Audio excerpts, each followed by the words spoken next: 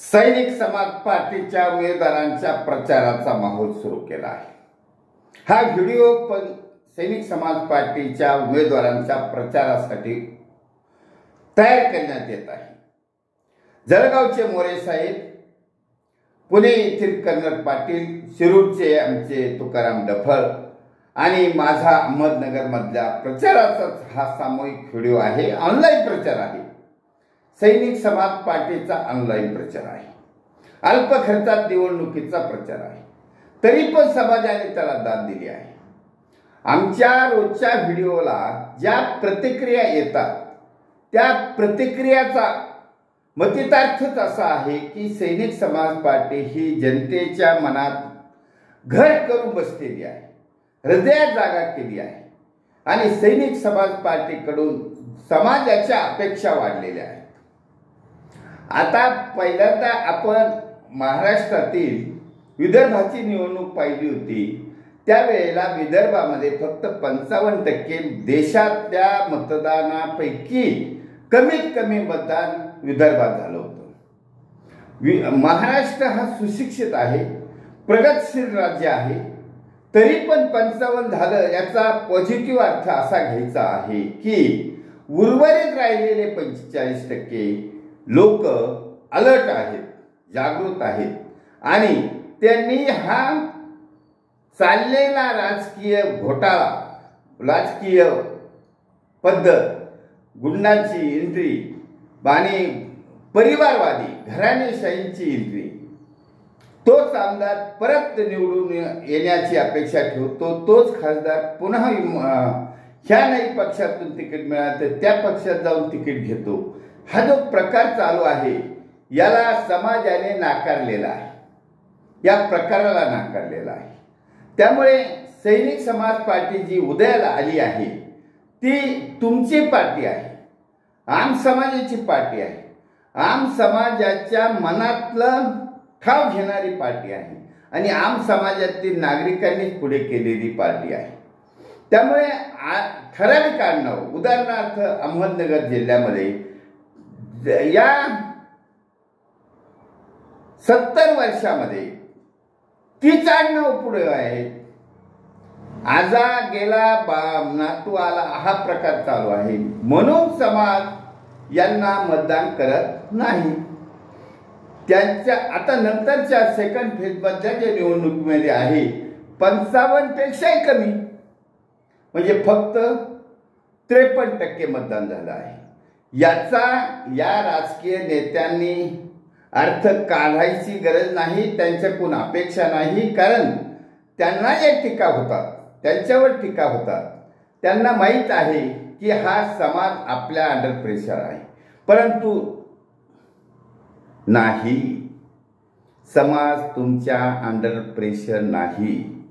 समाज हा स्वावलंबी नागरिकांनी भरलेला आहे। समाजामध्ये तज्ञ, हुशार आणि टॅलेंटेड इमानदार नागरिक आहेत। तुमचा गैरसमज आहे तो तुम्ही दूर करू नका, समाज निश्चित गैरसमज दूर करणार आहे।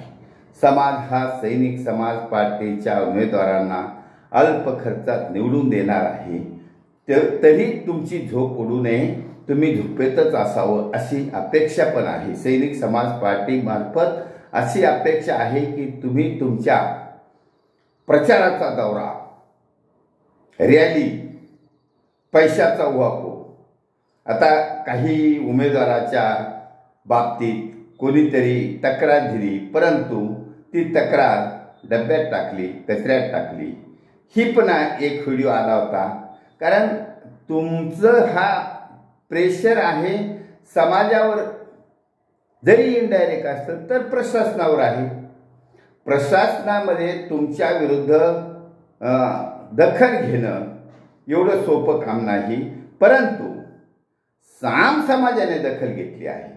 आता या 2024 मध्ये मात्र सैनिक समाज पार्टी उदयाला आलेली आहे आणि क्रांती करणार आहे। क्रांती ही सैनिक समाज पार्टी एकटी नाही करणार, तर उर्वरित जो 45 नव्हे आता तर 47 मतदार अलिप्त राहिला त्यांचा पण हा आवाज आहे। त्यामुळे योग्य माणूस नाही, आम समाजातले माणसं नाही, ते सैनिक समाज पार्टीने पुढे केले आहेत.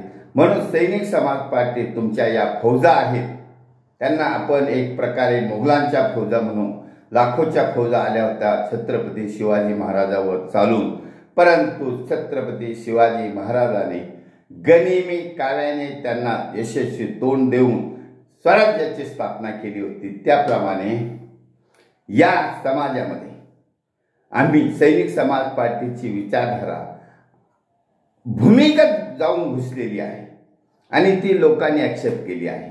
त्यांच्या घरात सैनिक समाज पार्टीचे विचार पोचले आहेत. त्यामुळे ही जी 47, 43 काय अलिप्त राहणारा समाज, अंडर प्रेशरवाला समाज, तो सैनिक समाज पार्टीच्या आधाराने धैर्यशील झाला आहे, पुढे आला आहे. त्याची प्रचिती मात्र निवडणुकीमध्ये येणार आहे. या आमच्या ज्या 5-6 मतदारसंघात ज्या ठिकाणी सैनिक समाज पार्टीचे उमेदवार उभे आहेत, त्यामध्ये सैनिक समाज पार्टीच्या उमेदवारांना 60 ते 70% मतदान होणारच आहे. त्यामुळे सैनिक समाज पार्टीचा हा प्रचार दौरा, सैनिक समाज पार्टीचा प्रचार दौरा म्हणजे छत्रपती शिवाजी महाराजांच्या गनिमी काव्याची मोहीम. तुमचा मोर्चा पुढे जाईल, तुमची रॅली पुढे जाईल आणि पाठीमागून छत्रपती शिवाजी महाराजांच्या सैन्याप्रमाणे आम्ही आम समाजाच्या नागरिकांच्या मनात घुसण्याचं काम केलं आहे आणि भूमिगत राहून ही लढाई जिंकली जाणार आहे. स्वातंत्र्याची लढाई जिंकण्याचं कार्य जसं भूमिगत स्वातंत्र्य सेनानीने केलं होतं, त्याप्रमाणे ही अण्णा हजारेंनी सुरू केलेली स्वातंत्र्याची दुसरी लढाई, हिला आम्ही सैनिक समाज पार्टीच्या विचारधारेने राजकारणाची किनार देऊन सुरू केलेली आहे. त्यामुळे सैनिक समाज पार्टी ही स्वातंत्र्याची दुसरी लढाई आम समाजाच्या नागरिकांच्या मतावर जिंकणार आहे. आम समाजातला नागरिक हा माझा अनुभव आहे.